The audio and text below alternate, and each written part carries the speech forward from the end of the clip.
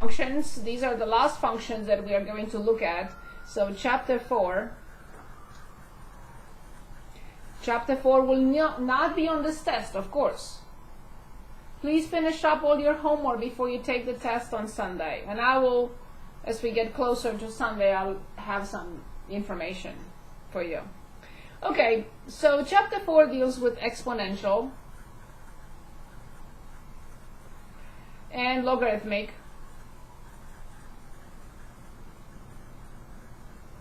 functions.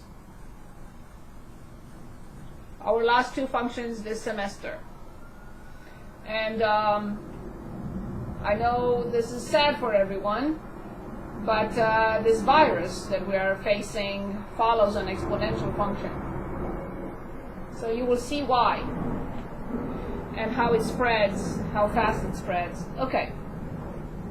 So 4.1 is the exponential function.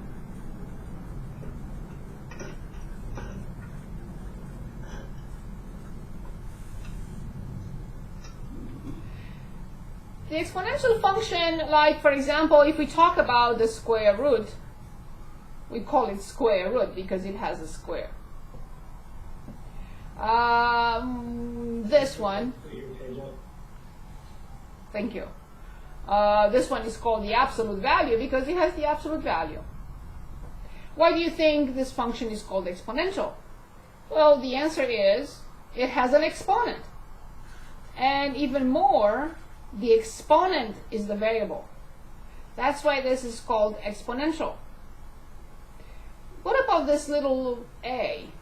A is a constant. It's not the variable. It's the base. And that is a number.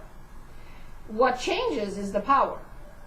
The power can be -3, -5, 0, 1, 5, 10, 11. So this is the exponential function. The exponent is the variable.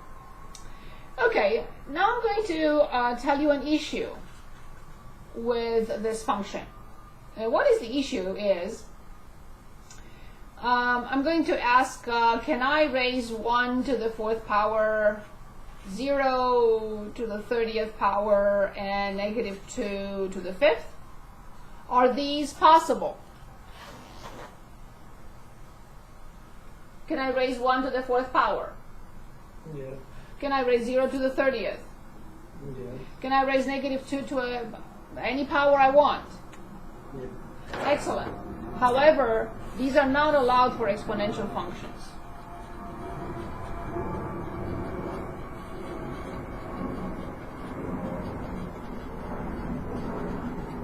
What does this mean?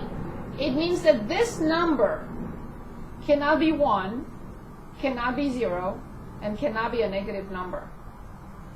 So what can it be? So let's look at what can it be. So exponential functions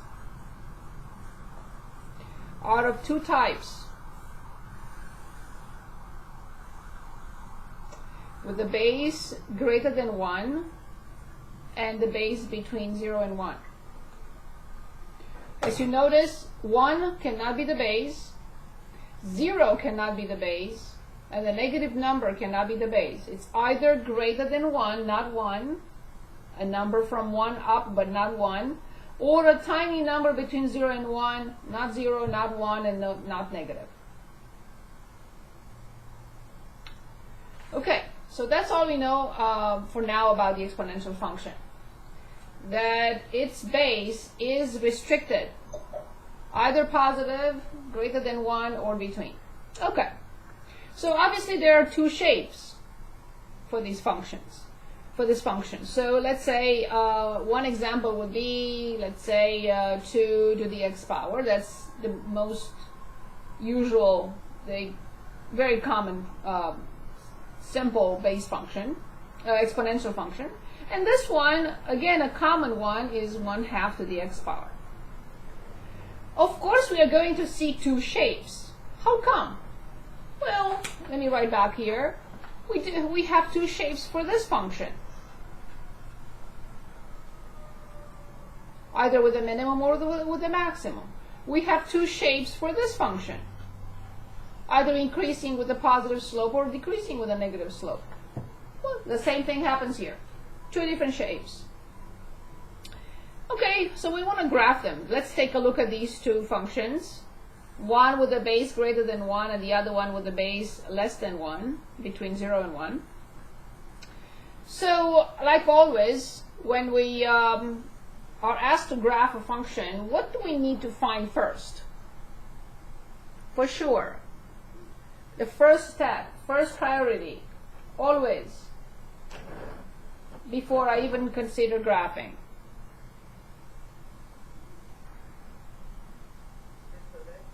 I have to find the domain. It happens that the domain of this function is all real numbers. So this is a friendly function. No headaches, no problems. I don't have to think in terms of, okay, do I have to exclude something? Is this okay? No problems whatsoever. Nice function. Okay, I'm going to pick some numbers, like -2, -1, 0, 1, and 2, -2, -1, 0, 1, and 2. So I'm going to plug in -2. 2 raised to -2 is 1 over 2 squared, which is 1 over 4. In the same way, when I plug in -1, I get 1 over 2. When I plug in 0, I get 1. When I plug in 1, I get 2. When I plug in 2, I get 4. Any questions so far, please? Any questions?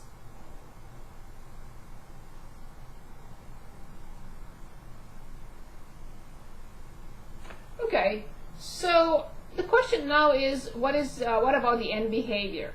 So I can't graph without knowing the end behavior. So let's analyze this together, going this way. 1 over 4, 1 over 2, 1, 2, 4, 8, 16, 32, 64, 128. Where am I going this way? Positive. What? Exactly. Positive.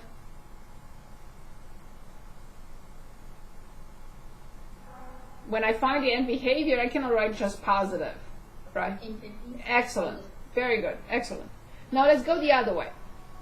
1, 1 over 2. I divide the cake by 4. I divide cake by 8 people. I divide a cake by 32. I divide a cake by 64, by 128. I divide a cake by 1,000,000 people. How much will I get? Yes. So y equals 0 horizontal asymptote, but only at negative infinity. As you see, there is no number here. It's infinity. So let's graph.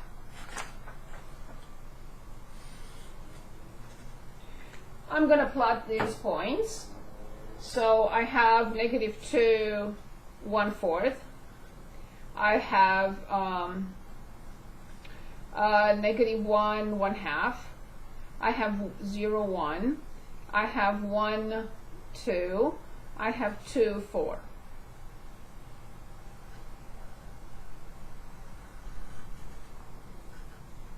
So this is the graph of 2 to the x.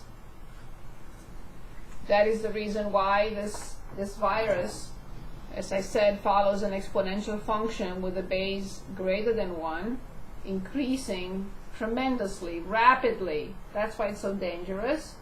So one day, 10 people. The next day, 100 people. The next day, 1,000 people. The fastest growth possible is the exponential function. Okay, let's graph the other one and then analyze both. I will use the same points, the same x values, it doesn't matter. So -2, but now when I take a fraction to -2, I still have the same rule to apply, 1 over 1/2 squared, but this is 1 over 1 over 4, and I have to flip, and now I get 4. So this is 4, and the same way this will be 2, and this will be still 1, and this will be 1/2, and this will be 1/4. Again, I need the end behavior. So let's take a look. Going this way. 4, 2, 1, 1/2, 1/4, okay, divided by 1,000,000 people. How much will I get? 0. Yes, I will not get anything. Let's go this way. So which means y equals 0 horizontal asymptote, but now at positive infinity. I should have presented it here for you. So although this is an overkill, there is no need to write it again or graph it again. Y equals 0 is a horizontal asymptote at negative infinity.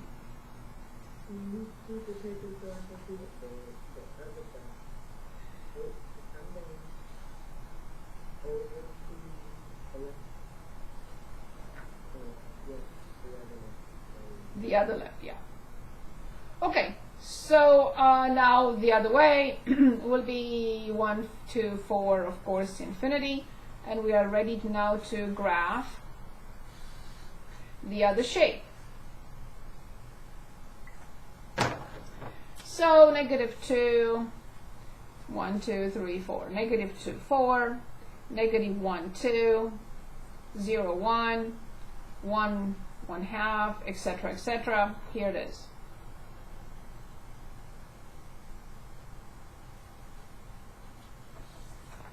We wish that this was the trend of the virus, but it's not. Unfortunately, it's this. So this is the graph of the function 1/2 raised to the x power.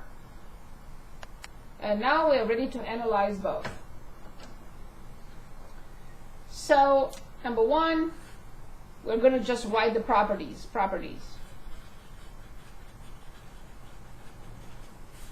Number one, domain. And number two, range. Can anyone give us a domain again of this function? All real numbers. Very good, awesome. Now look at the graphs and say, give me the range of this function.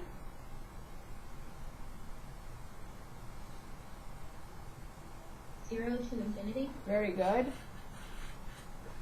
Number three, x-intercept.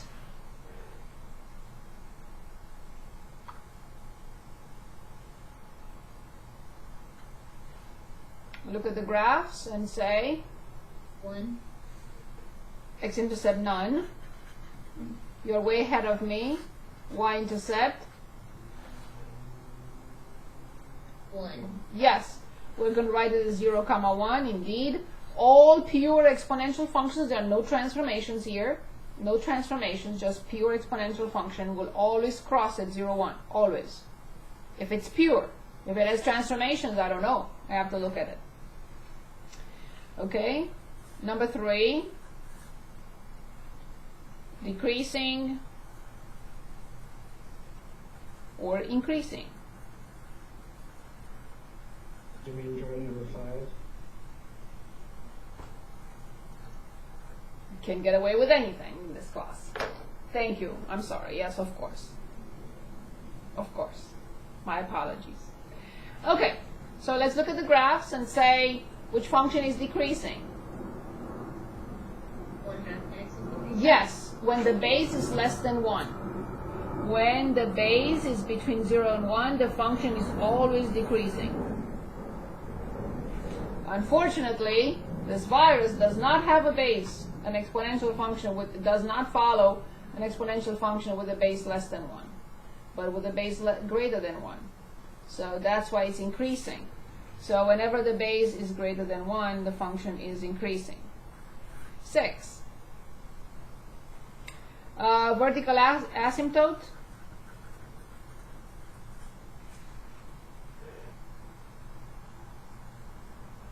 None. None, of course, it's defined everywhere. No function that is defined everywhere can have a vertical asymptote. Very good. 7. Horizontal asymptote. Negative infinity. Y equals 0. Y equals 0. Y equals 0, and it's at negative infinity for base greater than 1, and positive infinity for base less than 1. Good. Number 8. 1 to 1. And I just realized that I forgot, no one asked, that I should have mentioned. The question is, no one asked why 1, 0, and -2 cannot be the base. It's not allowed. I said it's not allowed, and I forgot to explain why. And nobody asked. That's not your fault. I should have just said or asked you. Well, the reason why, the main reason why these are not allowed is because this function will not exist. And you can say, okay, what is the relationship? They're inverses of each other. This is the inverse of that, this is the inverse of that. So if we allow in the exponential function the base to be 1, 0, or negative, we will never be able to create this function. So that's the restriction. That's where it's coming from. Okay, are these functions one-to-one? Yeah. Yes, by the Horizontal line test. by the horizontal line test, they are one-to-one. Yes. Number 9. Look at how many different things we can talk about the function. Number 9, F inverse. Yes or no?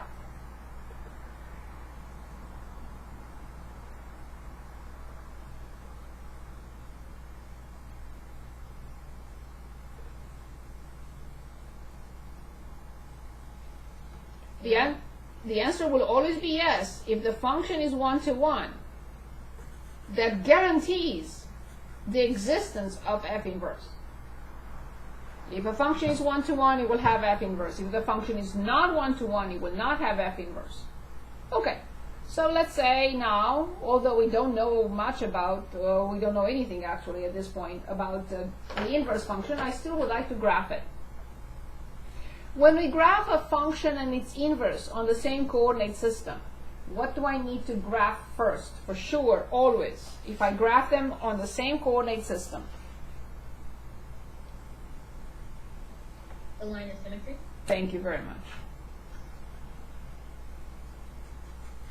Which is y equals x, always.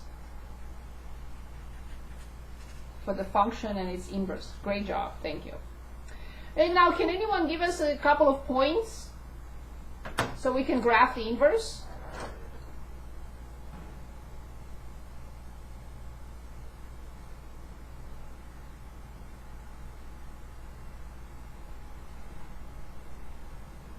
Right? So 2, 1. 2, 1, Yes. 0. Yes. 2, 1, 1, 0. Very good. This is F inverse. For the function 2 to the x. Now for the other one, remember, if the function crosses y equals x at a point, so will the inverse, mandatory, because if you try to reverse that point, you can't. All points here have the same x, the same y. 0, 0, 1, 1, 2, 2, 3, 3, 4, 4. If you reverse, it's still the same point. So I'll put this point here, 1, 0, and this is the graph of F inverse. So notice that if the function is increasing, so is the inverse. If the function is decreasing, so is its inverse. Now I'm going to just ask you for the inverse function. What is the domain of the inverse function?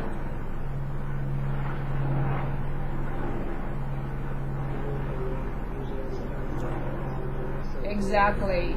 This will be the domain of F inverse. It will be 0 to infinity. So this function will join the square root and 1 over x. It will be a function with restrictions. This is not a friendly function, what I like to call not friendly, meaning this function is defined only on 0 to infinity. If this function has a horizontal asymptote, this one, of course, will have a vertical asymptote. If this function has a horizontal asymptote, of course, the inverse function will have a vertical asymptote. Okay. So now let's look at at least one graph with transformations. So let's say 1/3 raised to x minus 1 and plus 2. So graph using transformations.